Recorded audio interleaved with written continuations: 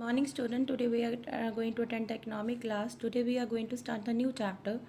That is chapter number 6. Name of the chapter is price elasticity of demand. Part B, topic covered in this video: elasticity of demand, price elasticity of demand, income elasticity of demand, percentage change method, degrees, and factor affecting the price elasticity of demand. So students, we are going to start our chapter number 6, that is price elasticity of demand. Before starting that, doing the price elasticity of demand, first of all, we are going to know what the concept of elasticity of demand. What do you mean by elasticity of demand? Elasticity of demand measures the extent of which the quantity demanded of a commodity changes in the response to change in the quantitative determinants.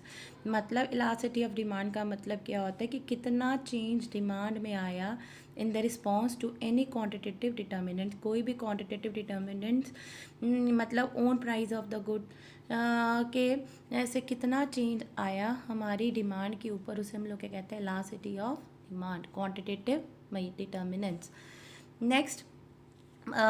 Next we are going to do the define of price elasticity of demand.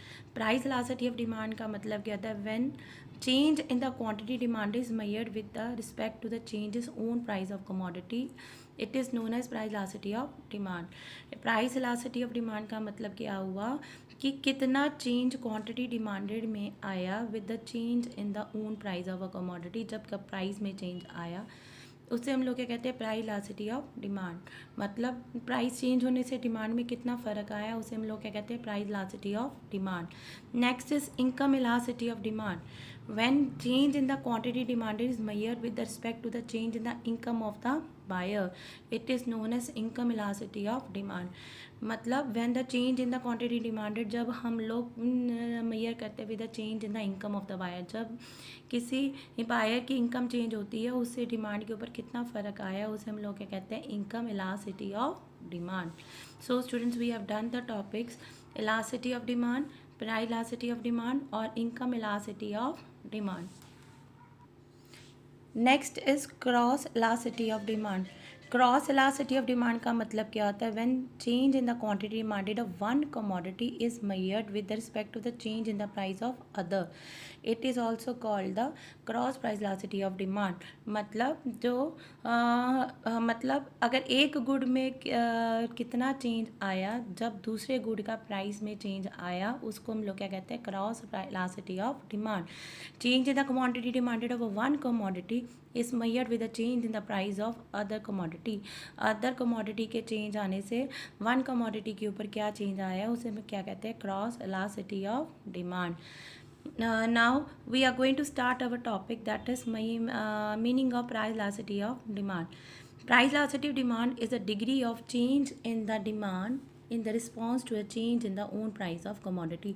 Price में change आने से demand में कितना change आया, that is called price elasticity of demand. In your syllabus there is only one method, that is percentage change method.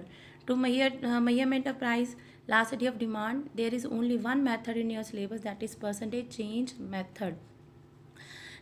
Now we are going to start from the percentage change method. जो percentage change method is most commonly used in measuring the price elasticity of demand.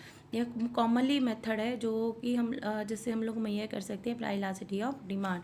According to this method the elasticity of the demand is measured as a ratio between, इसमें हम क्या लेते हैं? Ratio between percentage change in the quantity demanded and the percentage change in the price of commodity x. I'm going to repeat the define of percentage method again. Elasticity of demand is measured as the ratio between, ये एक ratio है जो major करते हैं कितना change demand में आया with the change in the own price of the commodity. This we are going to explain with the help of the numerical. After writing the define, you are going to show this numerical, that ED. ED means price elasticity of demand. ED के आगे हमेशा minus का sign रहता है क्योंकि इसका price और demand का इन्वर्स रिलेशनशिप होता है. That is percentage change in the quantity demanded upon percentage change in the price. Next ED is equal to, अब change in the quantity demanded और चेंज इन द प्राइस के दोनों को expand कर देंगे. इन दोनों को एक्सपैंड करेंगे तो change in the demand upon initial demand into 100, change in the price upon initial price into 100. ये आपका नेक्स्ट सेकंड स्टेप हो गया। थर्ड स्टेप में चेंज इन डिमांड का फॉर्मूला क्या होता है, Q1 minus Q upon Q। और चेंज इन द प्राइस का मतलब क्या होता है, P1 माइनस P, और इनिशियल प्राइस मीन्स P, और इनिशियल डिमांड मीन्स Q। और चेंज इन द प्राइस का फॉर्मूला क्या होता है, P1 माइनस P, और चेंज इन डिमांड का Q1 minus Q। Now next we are going to in the third step minus क्या delta Q1 minus Q means delta Q upon Q, P1 minus P is equal delta P upon P। Now ED is equal to, जब हम इसको हम क्या कर देंगे, divide कर देंगे, क्या बन जाएगा, delta Q upon Q divided by delta P upon P। In the next step delta Q upon Q multiply by P ऊपर चला गया, डेल्टा P क्या आ गया, नीचे आ गया। In the last step P upon Q multiply by delta Q upon delta P, मतलब delta वाली एक साइड पे कर दिए, दूसरे वेरिएबल एक साइड पे करते। This is the method, this is the formula of percentage change method. इसके आपके न्यूमेरिकल भी है, वो हम नेक्स्ट वीडियोस में we are going to start that numerical. Next question is degrees of price elasticity of demand. Degrees, this is very important question. There are 5 degrees.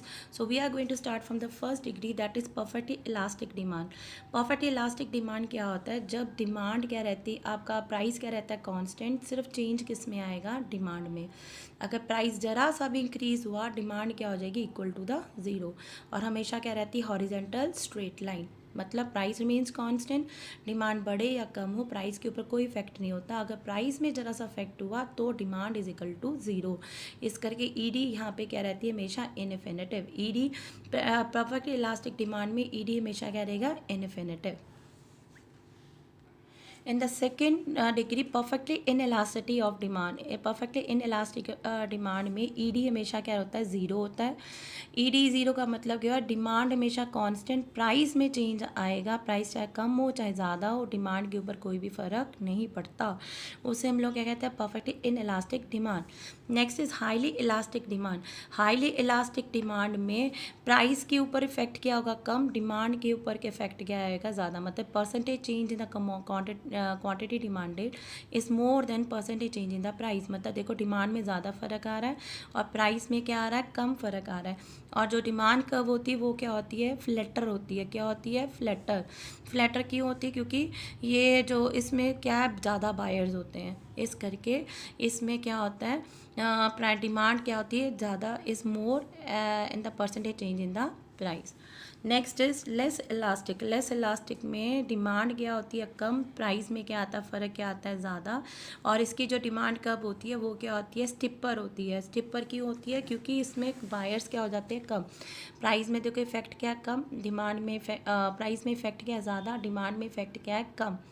और इस question में डायग्राम के मार्क्स ज़्यादा है। Next unitary elasticity of demand.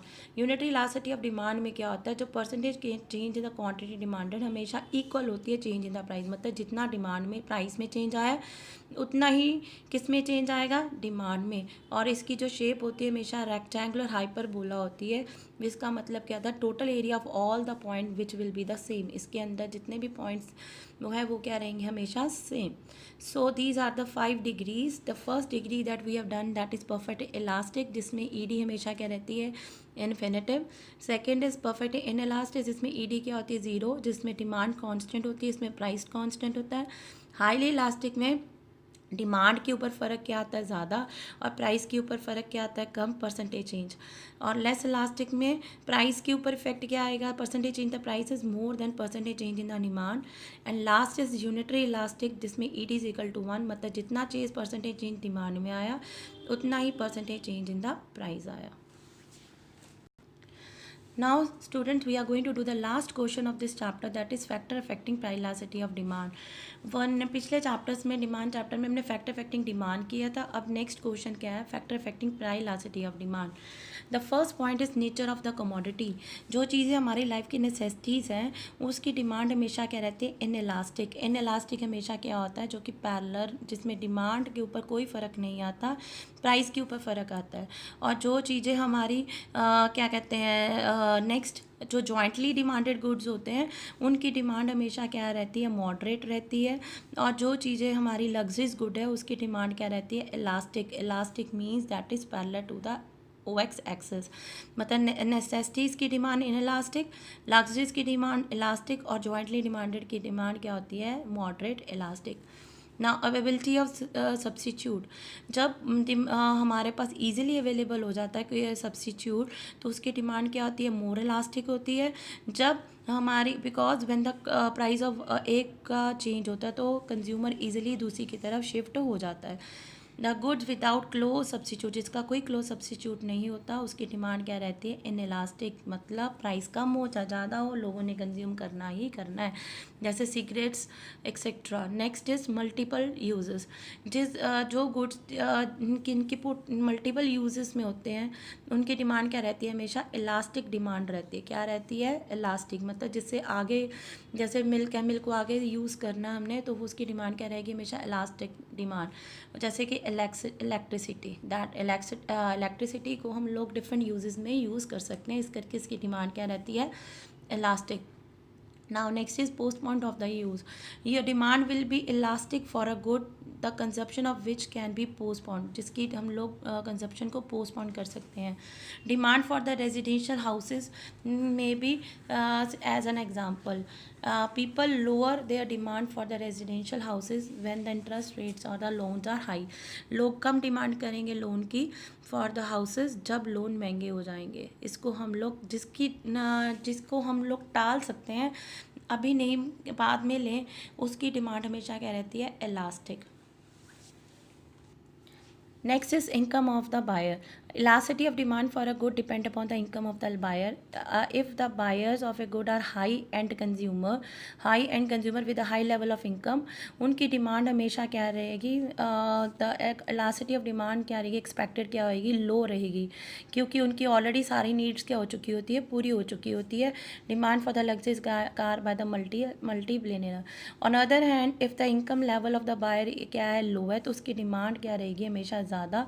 जैसे middle class के लिए कोई स्मॉल कार ख़रीदनी है तो उसके लिए इनकम हमेशा लास्ट डिमांड क्या रहेगी, high. Habit of the consumer, अगर तो इंसान हैबिट ऑफ द गुड, अगर किसी इंसान की हैबिट है किसी चीज़ को कंज्यूम करना तो उसकी डिमांड हमेशा क्या रहेगी, इन इलास्टिक। जैसे सिगरेट हो गया, चाहे इसका प्राइस बढ़े चाहे ज़्यादा हो, चाहे ज़्यादा टैक्सेस लगे, लोग जिसने कंज्यूम करना है तो वो करेगा ही, इस करके उसकी डिमांड क्या रहती है, in elastic. Next is proportion of income spent on the commodity. A good of which consumers spend a small portion of their income will be a inelastic. और जो ऑन अदर हैंड जो goods on which the consumer spend large portion, जिसके ऊपर ज़्यादा हम अपना portion of income spend करते हैं तो उसकी डिमांड क्या होती है, इलास्टिक डिमांड, जैसे क्लोथ, स्कूटर एक्सेट्रा। और स्मॉल पोर्शन में क्या होगा, न्यूज़पेपर और नीडल, मतलब जिसका इनकम का कुछ थोड़ा सा पार्ट जिसमें हम लोग यूज़ करते हैं उसकी डिमांड इन इलास्टिक होती है।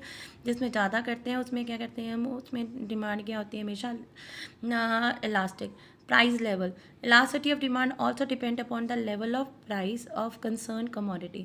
Elasticity demand will be high at higher level of price. The price ज़्यादा होगा तो elasticity demand भी क्या होगी, ज़्यादा, and lower at the lower level of price. और जब कम होता है, जब कम प्राइस क्या होता है, कम। Last point is time period. Demand short period में डिमांड हमेशा क्या रहती है, इनइलास्टिक, और लॉन्ग पीरियड में जो डिमांड रहती है वो क्या रहती है, इलास्टिक। लॉन्ग पीरियड में क्यों इलास्टिक रहती है, क्योंकि टाइम क्या होता है, बहुत ज़्यादा होता है और इसमें कंज्यूमर अपनी हैबिट्स को चेंज भी कर सकता है, बट शॉर्ट पीरियड में वो चेंज नहीं कर सकता। So students, we have completed our chapter number 6.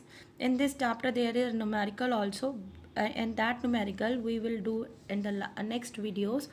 I'm going to send the question of this chapter. You are going to do that question in your fair notebook. If you have if any topic is not clear to you, you can email in your class email ID.